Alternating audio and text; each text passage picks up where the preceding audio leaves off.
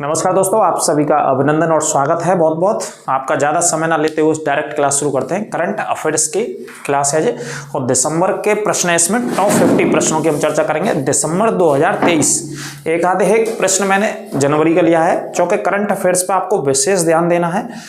पेपरों को देख करके करंट अफेयर्स के ही क्वेश्चंस आपको लिए पुलिस के पेपर्स में ज़्यादा से ज़्यादा मिल सकते हैं, तो आप लिखिए, रटिए, क्वेश्चन छूटना नहीं चाहिए। मेरा कहने का मतलब ये है। क्लास से जुड़े रहिए और शेयर करिए ज़्यादा से ज़्यादा। तो देखो, पहले प्रश्न की तरफ चलते हैं, ज़्यादा समय नहीं लेंगे।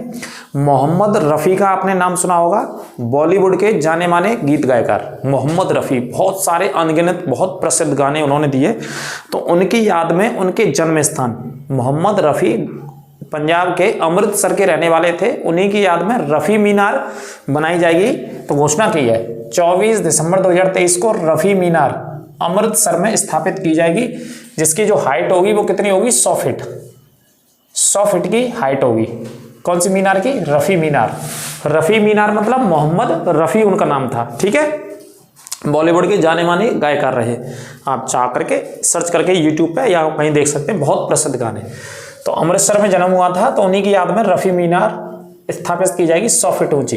दूसरा पॉइंट है, भारत की पहली आर्टिफिशियल इंटेलिजेंस सिटी। भारत की पहली आर्टिफिशियल इंटेलिजेंस सिटी कौन सी जगह स्थापित की जाएगी? लखनऊ में। भारत का पहला शहर होगा, आर्टिफिशियल इंटेलिजेंस से संबंधित होगा, है ना। आर्टिफिशियल का मतलब क्या होता है कंप्यूटर जी? इंटेलिजेंस का मतलब बुद्धिमत्ता, है ना। और आर्टिफिशियल का मतलब बनावटी, मतलब जो टेक्नोलॉजी के द्वारा स्थापित की जाती है ना। एक तरीके से रोबोट काम करता है। इस तरीके की पहली सिटी स्थापित की जाएगी लखनऊ में। भारत की पहली सिटी होगी जी, नोट कर लेना, छाप लेना, ठीक है। मोस्ट इंपोर्टेंट क्वेश्चन है जी, यूपी में भी काम आएगा। एक देखो, मिसाइल चर्चा में थी, तल यह नासिर। क्या नाम है मिसाइल का? तले यह नासिर क्रूज मिसाइल कौन से देश में चर्चा में थी? ईरान में। ईरान में चर्चा में थी, और ईरान ने अभी हाल ही में पाकिस्तान के ऊपर अटैक कर दिया परसों, और फिर पाकिस्तान ने ईरान के ऊपर अटैक किया है। ये अभी चर्चा में चल रहा है विश्व में। दो देश आपस में फिर लड़ाई में आ गए, है ना। इससे पहले रूस और यूक्रेन चल रहा था पिछले 1.5 साल से 2 साल से। अभी हाल ही में इजराइल और हमास के बीच में युद्ध चल रहा है, और अभी फिर दोबारा से और मोर्चा खुल गए दुनिया में। और ईरान की राजधानी तेहरान है, ईरान ने अटैक कर दिया पाकिस्तान के बलूचिस्तान के आसपास के हिस्से में। फिर पाकिस्तान ने दूसरे दिन एयरफोर्स से हमला कर दिया पाकिस्तान के ऊपर, अपनी पाकिस्तानी एयरफोर्स के द्वारा। इसके विषय में और आपको अगली क्लास में बताएंगे। तो ये युद्ध अभी हाल ही में 2-3 दिन से चर्चा में है। युद्ध तो नहीं बोलेंगे इसको, जो एकाएक हमला हुआ है आपस में दोनों देशों में, ठीक है। तो तलह नासिर क्रूज मिसाइल ईरान में चर्चा में थी। अगला क्वेश्चन है, मिशन इन्वेस्टिगेशन @75। ये काम आएगा, पुलिस का क्वेश्चन है, करंट अफेयर्स में चर्चा में था जी। मिशन इन्वेस्टिगेशन मतलब जांच करना, पता लगाना, अन्वेषण करना, शोध करना उस चीजों के बारे में। @75 ये अभियान किसने शुरू किया? बिहार पुलिस ने शुरू किया। ये अभियान कौन सी पुलिस ने? बिहार पुलिस का अभियान है मिशन इन्वेस्टिगेशन @75। नोट कर लीजिएगा और क्लास को ज्यादा से ज्यादा शेयर कीजिएगा अपने दोस्तों के साथ, ठीक है कंप्यूटर जी। अगला प्रश्न है, सबसे अधिक भुगतान पाने वाली भारत की महिला एथलीट। सबसे अधिक पैसे कमाने वाली भारत की महिला एथलीट, महिला भारत की खिलाड़ी तो कौन बनी है? पीवी सिंधु।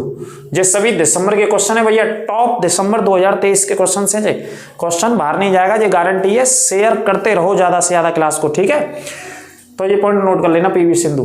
अगला प्रश्न है, पुनौरा धाम परियोजना। ये भी चर्चा में थी। पुनौरा, ज़्यादा स्पीड तेज हो तो 2 बार देख लीजिएगा, 3 बार देख लीजिएगा, लेकिन ज़्यादा स्पीड तेज तो नहीं है कंप्यूटर जी, सही चल रहा है ना, कोई दिक्कत तो नहीं?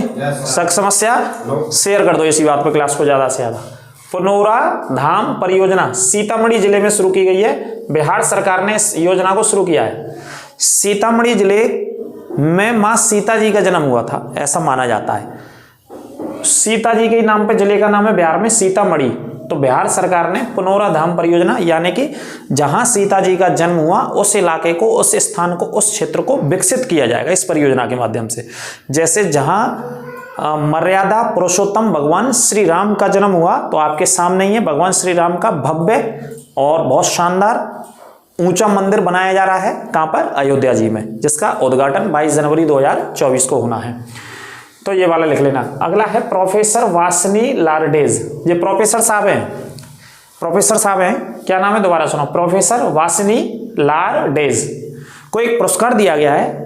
इस पुरस्कार को बोलते हैं हम अरब का नोबेल पुरस्कार कहते हैं। इस पुरस्कार को अरब कंट्रीज का, जो जितने भी अरब देश हैं, अरब मुस्लिम कंट्री हैं, उनका नोबेल पुरस्कार कहते हैं इसको। प्रोफेसर वासनी लार्डेज को अरब का नोबेल पुरस्कार दिया गया है, नोबेल पुरस्कार कहते हैं, और पुरस्कार का नाम क्या है? ग्रेट अरब माइंड्स, ग्रेट अरब माइंड्स, ये पुरस्कार दिया गया और ये दिया जाता है कला एवं साहित्य के क्षेत्र में। और कौन से देश ने? यूएई ने, संयुक्त अरब अमीरात ने दिया है ये। कौन से देश ने? संयुक्त अरब अमीरात ने। ठीक है, ये पुरस्कार का नाम ग्रेट अरब माइंड्स, नोट कर लेना। आगे बात करते हैं दिसंबर 2023 में अंगोला, जी अंगोला अफ्रीका का कंट्री है, इसकी कैपिटल सर्च करना कंप्यूटर जी, लैपटॉप पे सर्च कर लीजिए, अंगोला की कैपिटल बता देना मुझे। तो देखो दिसंबर 2023 में अंगोला ओपेक नामक संगठन से अलग हो गया, उसने त्याग पत्र दे दिया है कि भाई हम नहीं शामिल रहेंगे इसमें, हम अलग होते हैं। ओपेक जो संगठन है वो तेल निर्यातक समूहों का संगठन है, तेल निर्यातक देशों का संगठन है। कौन सी? देखो ओपेक कौन सा संगठन है? तेल निर्यातक देशों का, जो कच्चे तेल का क्या करते हैं? विश्व भर में निर्यात करते हैं। इसकी स्थापना कब हुई? 1960 में। इसका जो मुख्यालय बगदाद से ये काम करता है, इराकी राजधानी बगदाद, इराक की राजधानी क्या भाई साहब? बगदाद से ये काम करता है। ठीक है, नोट कर लेना। ओपेक इससे अलग हो गया कौन सा देश? अंगोला, जो कि कहाँ पे स्थित है? अफ्रीका महाद्वीप पे स्थित है, अफ्रीका महाद्वीप में। ठीक है, ये नोट कर लेना, ये बात कर लेना सर से, टेस्ट के लिए कह रहे होंगे कल, जो सर क्लास पढ़ा रहे हैं अभी। Bisleri mineral water, Bisleri mineral water के ब्रांड एम्बेसडर कैसे बनाया गया अभी दिसंबर में? दीपिका पादुकोण को। दीपिका पादुकोण है ना, जो वाटर पीते हैं ना, हम और आप जा रहे हैं, अब सफ़र करेंगे, आप पुलिस का पेपर होगा तो पानी पीने के लिए लिया जाता है ना, बसों से जा रहे हैं या ट्रेन से जा रहे हैं तो बिसलरी का पानी लेते हैं ना, तो बिसलरी का जो पानी है मिनरल वाटर है, उसकी ब्रांड एम्बेसडर बनाया है इस कंपनी ने, किसे? दीपिका पादुकोण को बनाया, दीपिका पादुकोण जी को। ठीक है, ये नोट कर लेना। अगला पॉइंट है 26 जनवरी 2024 को मुख्य अतिथि हमारे भारत के गणतंत्र दिवस के कौन होंगे? इमैनुअल मैक्रो, फ्रांस के राष्ट्रपति। कौन से देश के राष्ट्रपति? फ्रांस के राष्ट्रपति होंगे मुख्य अतिथि भारत के, है ना, 26 जनवरी 2024 को गणतंत्र दिवस पर, भारत के 75वें गणतंत्र दिवस। कौन से पर? 75वें गणतंत्र दिवस पर मुख्य अतिथि होंगे। अगला पॉइंट है चिल्ला ए कला, चिल्ला ए कला, क्या नाम है? चिल्ला ए कला, कश्मीर में 40 दिनों तक पड़ने वाली भीषण सर्दी का नाम है ये, चिल्ला ए कला, बहुत फेमस है ये शब्द। कश्मीर में आप सुनोगे इस शब्द को, कई बार अखबारों में देखने को मिलता है, चिल्ला ए कला या चिल्ला ए कलाई, ऐसे शब्द मिलेगा। आपसे पूछा जा सकता है चिल्ला ए कलाई किससे संबंधित है और कौन से राज्य में चर्चा में रहता है? तो ये बहुत तेज सर्दी से संबंधित शब्द है और ये कश्मीर से संबंधित है। लगातार 40 दिनों तक वहाँ सर्दी पड़ती है इन महीनों में, दिसंबर जनवरी के में, तो उस एक पर्टिकुलर टाइम को क्या नाम दिया गया वहाँ पे? तो वही के हिसाब से चिल्ला ए कला, कश्मीर सर्दी है ना 40 दिनों तक। अगला है आइसलैंड। आइसलैंड एक देश है यूरोप का जिसकी राजधानी है रेकजाविक। क्या राजधानी है? रेकजाविक। तो आइसलैंड के हुसाविक संग्रहालय, एक संग्रहालय है, एक म्यूजियम है आइसलैंड में जिसका नाम है हुसाविक संग्रहालय ने लीफ एरिक्सन लूनर, ये पुरस्कार का नाम है, ये संग्रहालय वहाँ का, जैसे हमारे यहाँ दिल्ली में हो संग्रहालय बहुत सारे है ना, प्रधानमंत्री संग्रहालय जैसे हमारे दिल्ली में और बहुत सारे संग्रहालय, सालार जंग संग्रहालय कहाँ पे? हैदराबाद में स्थित है ना वो। ऐसे ही आइसलैंड का हुसाविक संग्रहालय ने लीफ एरिक्सन लूनर एक पुरस्कार दिया है हमारी अंतरिक्ष एजेंसी को। किसको? इसरो को दिया है ये पुरस्कार, अभी दिसंबर में ही चर्चा में था। हमारी अंतरिक्ष एजेंसी कौन सी है? इसरो। तो इसरो को ये पुरस्कार दिया है, कौन से देश ने दिया है? आइसलैंड ने दिया है, आइसलैंड के संग्रहालय ने दिया है। लाल सागर तो सुना ही होगा आपने विश्व भूगोल में, लाल सागर के पास में एक देश है जिसका नाम है यमन, और यमन की राजधानी क्या है? सना या सनाइया बोलते हैं, सना भी लिखा मिल जाएगा, सनाइया भी लिखा मिल जाएगा, एक ही बात है, इसकी राजधानी है। यमन में एक विद्रोही रहते हैं, आतंकवादी गुट कह लो, हूती। कौन से विद्रोही रहते हैं यमन में? हूती विद्रोह। तो इनके खिलाफ अमेरिका ने एक ऑपरेशन किया है, शुरू किया है अभी, ऑपरेशन प्रॉस्पेरिटीज गार्जियन, अमेरिका ने शुरू किया है। कौन से देश ने शुरू किया है? अमेरिका ने। ऑपरेशन प्रॉस्पेरिटीज गार्जियन किसको खत्म करने के लिए? हूती विद्रोहियों को। और हूती विद्रोही सबसे ज्यादा कौन से सागर में सक्रिय है? लाल सागर में। लाल सागर आपने सुना होगा, मुस्लिम कंट्रीज से लगता है बहुत बड़े पैमाने पर, अरब सागर, उससे सऊदी अरब से भी लगता है, इधर नीचे यमन से भी इसकी सीमा लगती है। तो इसमें कुछ एक समूह है आतंकवादी लोगों का, उन्हें हूती बोलते हैं। ये यमन देश में सक्रिय रहते हैं। कौन से में? यमन में। यमन की राजधानी क्या है? सना, नोट कर लेना। इनको खत्म करने के लिए, समाप्त करने के लिए अमेरिका ने एक ऑपरेशन शुरू किया है प्रॉस्पर्टीज गार्डजेन, लिख लेना। अभी हाल ही में इन्होंने भारत के एक जहाज को भी अगवा कर लिया था। हमारे भारत का एक जहाज निकल के आ रहा था हूती विद्रोहियों ने, तो फिर वहां से जाकर के हमारे नेवी के जवानों ने छुड़ाया जहाज को। ठीक है, तो ये बड़े हरामी टाइप के आदमी है हूती विद्रोही, लाल सागर में सक्रिय रहते हैं, यमन के पास में। ठीक है, अगला भारत की जीडीपी में दूसरा सबसे बड़ा राज्य जिसका सबसे ज्यादा योगदान है। जैसे हमारे भारत की जीडीपी होती है, जैसे क्या बोलते हैं, सकल घरेलू उत्पाद, इंग्लिश में क्या बोलेंगे, ग्रॉस डोमेस्टिक प्रोडक्ट, यानी कि इसकी एक परिभाषा समझें। जीडीपी किसे कहते हैं, तो जीडीपी का मतलब है हमारे भारत के अंदर जितना उत्पादन हो रहा है, चाहे तो फिजिकल वस्तुएं हों, भौतिक वस्तुओं का उत्पादन हो रखा हो, जिसमें उद्योग वगैरह सारी चीजें आ जाएंगे। जैसे कहीं पे मान लीजिए मेजें बन रही हो कहीं पे, या कुछ भी बन रहा हो, लगा करके सुई से लेकर के हवाई जहाज तक, वो सब सारी चीजें भारत के अंदर आ जाएंगी। भौतिक वस्तुओं में और सेवाओं का उत्पादन, जितनी भी सेवाएं लोगों को मिल रही हैं, चाहे ट्रेन से मिल रही हो, बैंक से मिल रही हो, एलआईसी से मिल, किसी से भी मिल रही हो, भौतिक वस्तुओं और सेवाओं का कुल मौद्रिक जो उत्पादन होता है एक साल का, एक वित्तीय वर्ष का कुल मौद्रिक उत्पादन, उसी को बोलते हैं जीडीपी। भारत की सीमाओं के भीतर होना चाहिए ये उत्पादन, भारत के अंदर होना चाहिए, इसी को बोलते हैं जीडीपी, यानी कि ग्रॉस डोमेस्टिक प्रोडक्ट, अर्थात सकल घरेलू उत्पाद। घरेलू उत्पाद क्या नाम है कंप्यूटर जी, घरेलू उत्पाद, घर का मतलब घर के अंदर का उत्पाद होना चाहिए इसके अंदर, उसे जीडीपी कहते हैं। ठीक है, तो भारत की जीडीपी में दूसरा हाईएस्ट राज्य जो शामिल हो गया है, मतलब जिसकी योगदान है, तो वो कौन सा राज्य है, उत्तर प्रदेश। भारत की जीडीपी में सबसे ज्यादा योगदान देने वाला भारत का दूसरा सबसे बड़ा राज्य उत्तर प्रदेश, और पहला महाराष्ट्र, लिख लेना।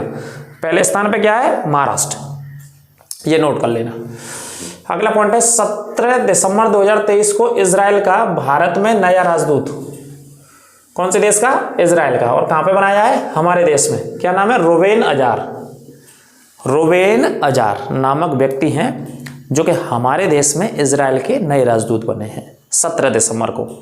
रोवेन अजार, इजराइल की राजधानी जेरूशलम, जो कि पिछले दिनों से चर्चा में है। हमास ने आतंकवादी हमला कर दिया था, जो कि हमास आतंकवादी हमला गाजा पट्टी में सक्रिय रहता है। गाजा पट्टी जो कि इजराइल के अंदर स्थित एक हिस्सा है जिसमें फिलिस्तीनी लोग रहते हैं।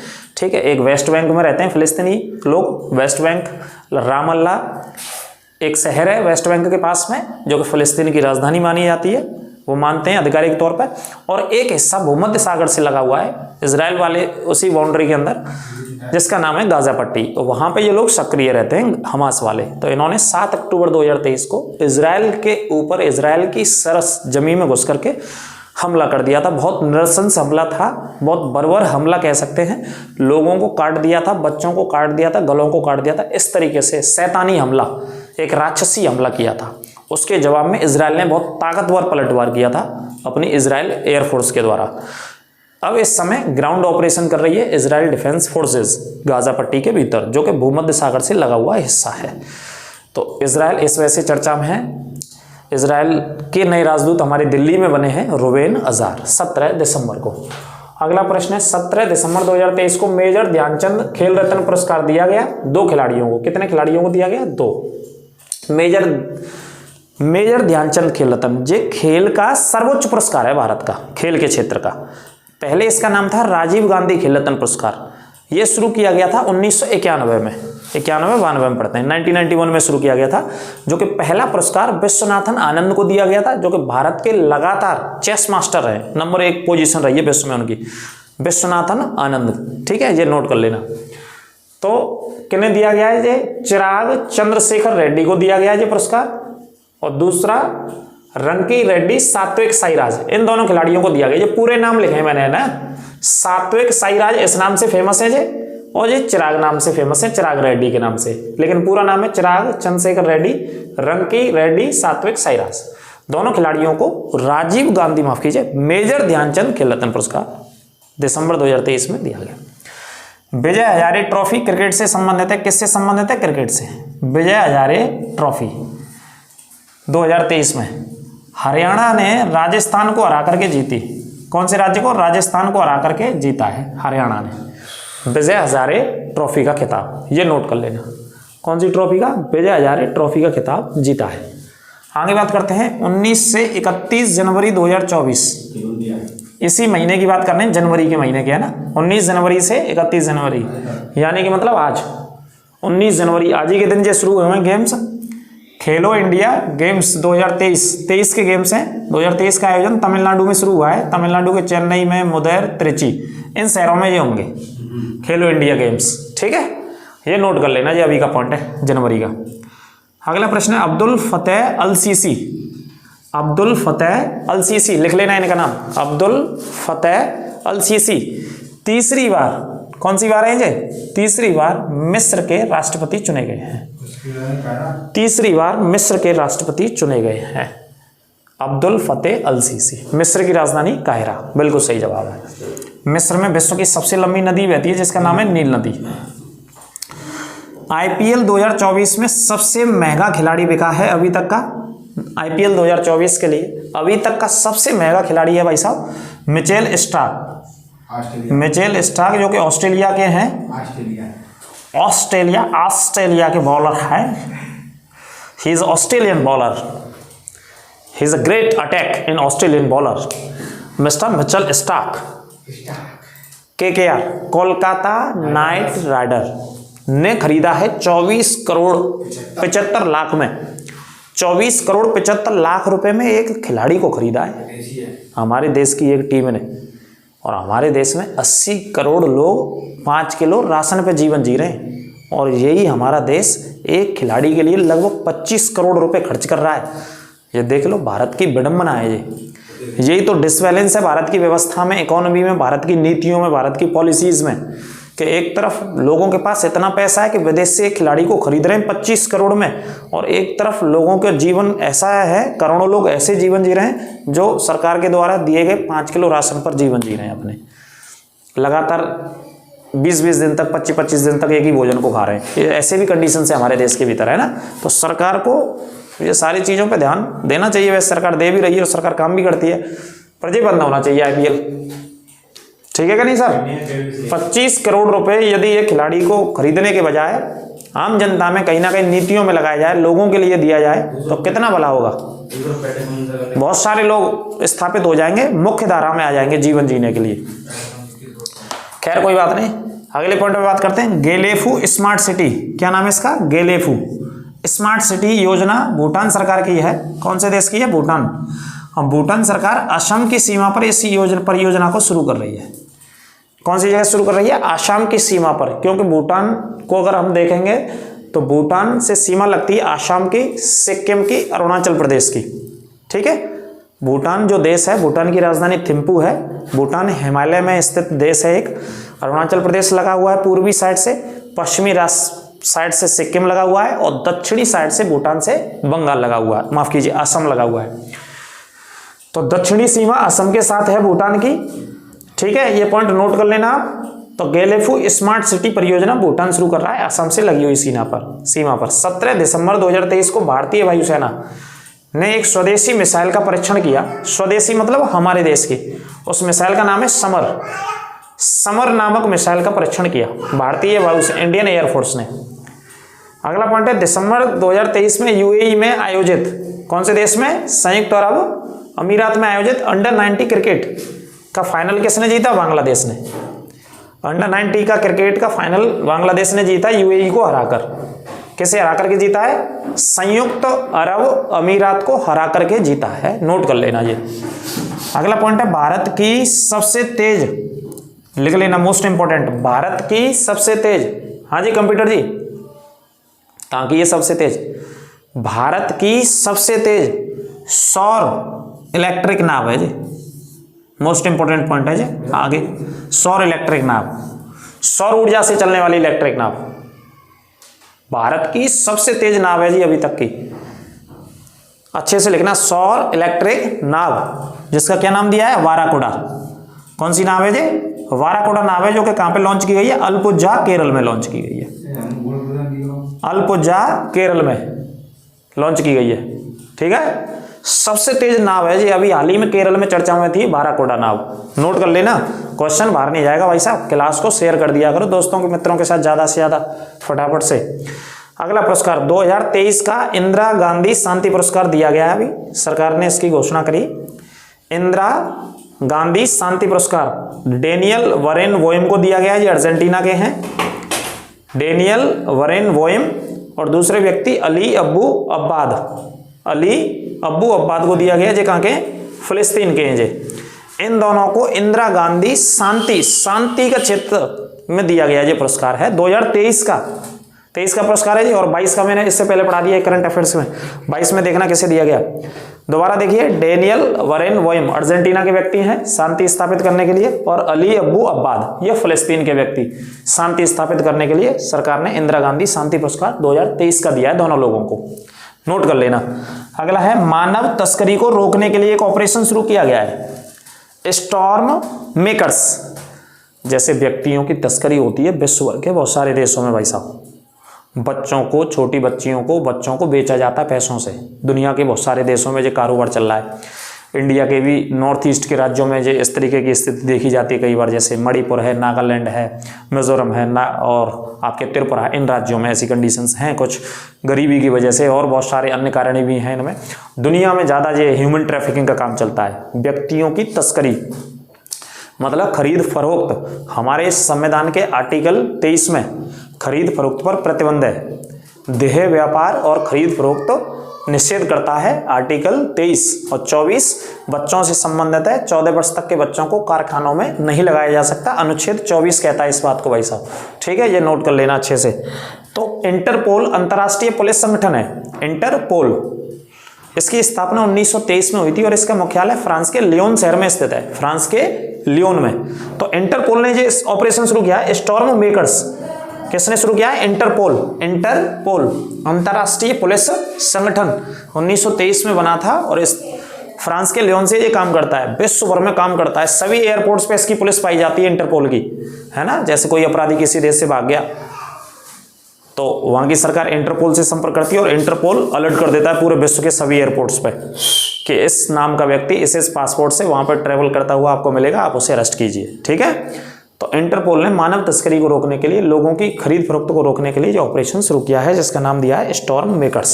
ये करंट अफेयर्स की क्लास कैसी लगी कमेंट करके अवश्य बताएं, शेयर करते रहें ज़्यादा से ज़्यादा, लगातार देखते रहें। ये सीरीज में पहला पार्ट है अभी हमारा दिसंबर का, लगातार मैं पढ़ाऊंगा, जितनी भी घटनाएं हुई हैं अभी दिसंबर की लगातार आएंगी आपके लिए, है ना। और लगातार आप जुड़े रहिए चैनल से, चैनल को ज़्यादा से ज़्यादा शेयर करिए अपने दोस्तों और मित्रों के साथ, ठीक है। कोई दिक्कत समस्या कहीं कोई लगे तो आप कमेंट करके पूछ सकते हैं। लगातार जुड़े रहिए और लगातार मेहनत और परिश्रम करते रहिए हमारे चैनल के साथ जुड़ करके। जीएस के, यूपी स्पेशल की, करंट अफेयर्स की और हिंदी की रचनाओं की जो वीडियोस हैं और हिंदी की जो भी मैं टॉपिक्स डाल रहा हूं उनको आप याद करिए, लगातार याद करिए। उम्मीद करेंगे हम कि यहां से क्वेश्चन बाहर नहीं जाना चाहिए आपका, ठीक है। तो मिलते हैं अगली क्लास में, सभी को नमस्कार, राधे राधे, स्वस्थ बने रहिए सभी।